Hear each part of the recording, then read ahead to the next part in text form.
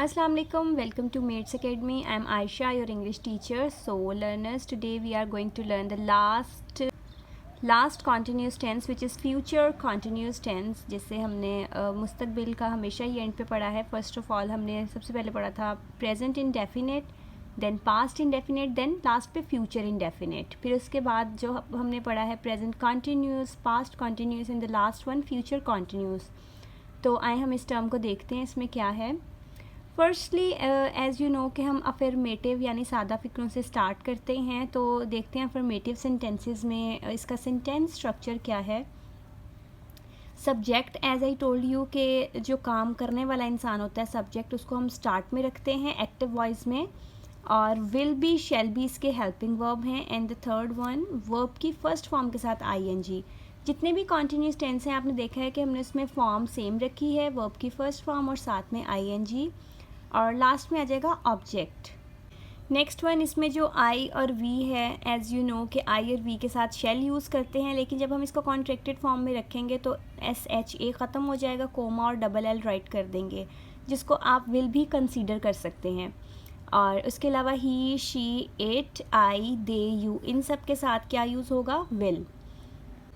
Examples इसकी देख लेते हैं. शी विल बी प्लेइंग, ये देखें ये इसको जस्टिफाई कर रहा है इसके सेंटेंस स्ट्रक्चर को. शी इसमें सब्जेक्ट है, विल बी इसके अंदर हेल्पिंग वर्ब हमने यूज़ किया है. एज़ यू ऑल नो कि शी के साथ हम विल का यूज़ करते हैं, और प्लेइंग प्ले फर्स्ट फॉर्म और साथ में आईएनजी को हमने ऐड कर दिया है.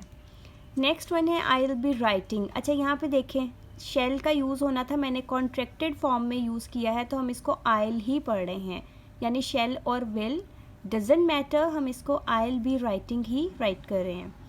दे, वैसे तो दे विल है ओके है, लेकिन हमने कोमा लगा के डबल एल कर दिया, तो आप इसको दे विल बी इंजॉइंग ही पढ़ेंगे.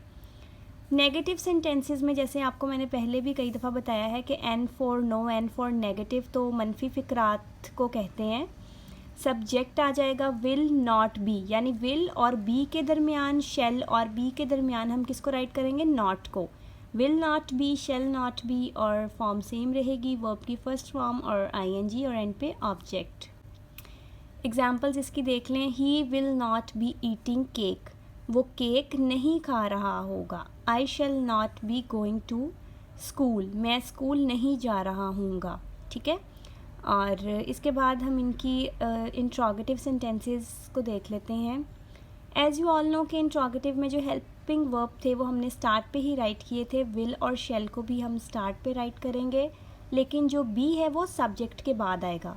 ठीक है. विल और शेल, फिर उसके बाद सब्जेक्ट, उसके बाद बी, फिर उसके बाद फॉर्म और आईएनजी, एंड लास्ट पे object. The main thing is to put question mark here because these are the interrogative sentences. So the examples are will it be raining. अच्छा, इट विल बी रेनिंग, बारिश हो रही होगी. Will it be raining, क्या बारिश हो रही होगी, इसकी ये ट्रांसलेशन बन जाएगी. Will he be right visiting, क्या वो हैं.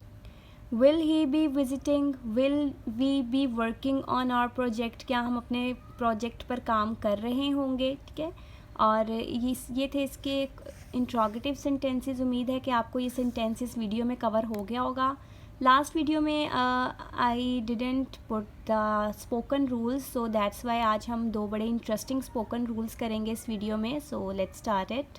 वेल लर्नर्स, सबसे ज़्यादा इम्पॉर्टेंट रूल है आज का फ्यू और आ फ्यू का डिफरेंस, जो काफ़ी लोग जो हैं इसमें कंफ्यूज हो जाते हैं, और ये बहुत इम्पॉर्टेंट भी है आपके एग्ज़ाम पॉइंट ऑफ व्यू से भी और entry test point of view से भी. आपका कोई भी एंट्री टेस्ट है, लॉ का है और मेडिकल का है, इसमें ये जो इस तरह के रूल्स हैं ये ज़रूर आते हैं. और इसके अलावा आपकी वोकैबुलरी भी जो है वो इसके लिए बहुत इम्पॉर्टेंट है. तो चलिए वीडियो स्टार्ट करते हैं. फ्यू जो है वो बहुत ही कम यानी ना होने के बराबर में एक नेगेटिव सेंस में यूज़ होता है. कुछ है लेकिन बिल्कुल ना होने के बराबर है.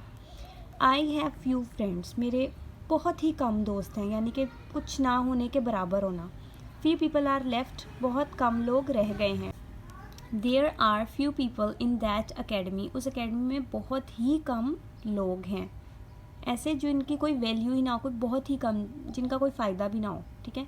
There are few great leaders, great leader अजीम हुक्मरान वाकई बहुत कम रह गए हैं. नेक्स्ट वन इसके ऑपोजिट है आ फ्यू. आ फ्यू ऐसे है कि कुछ एक है, ठीक है, कुछ ये थोड़े मजबूत अंदाज में होता है। ये तो होता है ना बिल्कुल ही ना होने के बराबर, जिसका कोई फ़ायदा ना हो। आ फ्यू इसलिए आ जाता है जिसमें चंद एक, कुछ एक क्वांटिटी में कुछ एक लोग हैं। जैसे I have uh few good books, यानी मेरे पास अच्छी किताबें तो हैं, ठीक है, इतनी कि गिनी जा सकें। ठीक है, a few people are really responsible, जो चंद एक लोग बहुत ज़्यादा ज़िम्मेदार हैं, यानी कि वो इतने ज़िम्मेदार लोग हैं कि वो काउंट किए जा सकते हैं। Have you a few papers, के आपके पास चंद एक पेपर्स हैं। ठीक है, यानी इसमें भी कुछ इतने पेपर जिनसे आपका फ़ायदा हो। A few of them were friendly, उनमें से कुछ लोग दोस्ताना थे।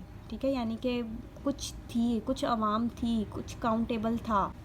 और जो जैसे हमने यहाँ पे देखा फ्यू बिल्कुल ही नेगेटिव सेंस में आ रहा है, बिल्कुल ही ना होने के बराबर, और आ फ्यू जो है कुछ मस्बत अंदाज में, चंद एक, तादाद में थोड़े हैं लेकिन इस तरह नहीं कि वो बिल्कुल ही ना हो। यहाँ पे कुछ वोकेबलरी टर्म्स हैं जिनकी उर्दू में आपको बताती जाऊँगी आज के बाद। आपने उस फर्स्ट टर्म है मिनस्क्यूल, जो वोकेबलरी आज जो ये वोकेबलरी टर्म है इनकी मैं उर्दू आपको बताती जाऊँगी। आज के बाद आपने उर्दू के वो वर्ड्स जो हैं उनकी इंग्लिश इन वर्ड्स के थ्रू करनी है। मिनस्क्यूल होता है बहुत ही छोटा, जैसे हम स्मॉल कहते हैं ना, वेरी टाइनी, वेरी स्मॉल, तो ये मिनस्क्यूल उसके लिए अब यूज़ होगा। इनक्विजिटिव ये होता है क्यूरियस के लिए, किसी बात के बारे में तजस्सुस रखना। ठीक है, आपको कोई बात जाननी है, आप तजस्सुस रखते हैं, उसके लिए आप वर्ड क्यूरियस यूज़ करते थे, आपने अब इनक्विजिटिव वर्ड यूज़ करना है। ये इनके सिनोनिम्स हैं। नेक्स्ट है मॉर्बिड, कोई पर्सन सिक है, इल है, बहुत ज़्यादा बीमार है, तो उसके लिए हम क्या वर्ड यूज़ करेंगे? Morbid. The next one is exceptional. Exceptional वैसे शानदार के लिए भी यूज़ होता है, कोई बहुत ज़्यादा ख़ास हो उसके लिए भी यूज़ होता है। Next one is wicked, a person who is very evil, very bad, उसके लिए हम क्या यूज़ करेंगे? Wicked. She is a wicked person, या he is a wicked person, she is a wicked girl, हम इसके लिए वर्ड यूज़ करेंगे। नेक्स्ट वन किसी कन्फ्यूजिंग पर्सनैलिटी के लिए है perplexed, you are a perplexed person, यानी आप तो बहुत ही ज़्यादा कन्फ्यूज पर्सन है, आपको तो कुछ किसी चीज़ का अंदाज़ा नहीं है, आप डिसीजन अच्छा नहीं ले रहे, या जो भी है, तो वेरी कन्फ्यूज पर्सन के लिए हम क्या यूज़ करते हैं? परप्लेक्स्ड।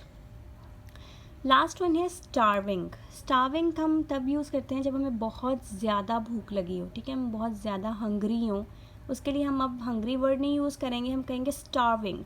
ठीक है, ये एक भूख की शिद्दत को ज़ाहिर करने के लिए ये वर्ड यूज़ होता है। So minuscule, inquisitive, morbid, exceptional, wicked, perplexed और starving, these are the main words जो हम अपनी वोकेबलरी को इम्प्रूव करने के लिए यूज़ करेंगे। आई होप कि आपको आज की वीडियो बहुत पसंद आई होगी। पसंद आई है तो लाइक कर दें, शेयर कर दें, और चैनल पे नए हैं तो सब्सक्राइब कर दें। और मिलते हैं अगली वीडियो में नए टेंस के साथ और नई स्पोकन रूल्स के साथ। तब तक के लिए अल्लाह हाफ़िज़।